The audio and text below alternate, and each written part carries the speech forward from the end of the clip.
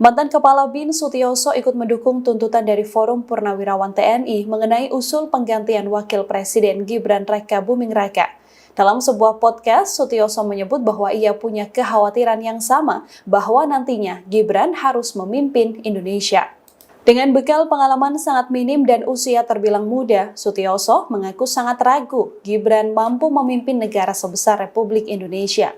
Apalagi menurut Sutioso, Presiden ke-7 Joko Widodo juga pernah mengaku bahwa anaknya tak tertarik terjun ke politik.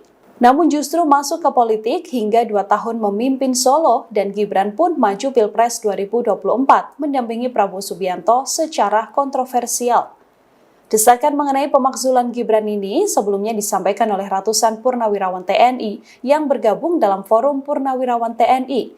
Setidaknya ada 8 tuntutan yang mana satu di antaranya mengusulkan pergantian Wakil Presiden Gibran Raka Buming Raka kepada MPR dengan alasan keputusan MK terhadap pasal 169 huruf Q Undang-Undang Pemilu telah melanggar hukum acara MK dan Undang-Undang Kekuasaan Kehakiman.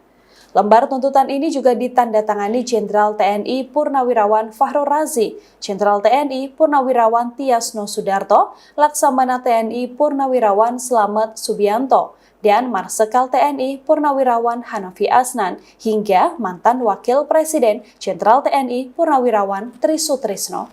Download Tribun X sekarang, menghadirkan lokal menjadi Indonesia.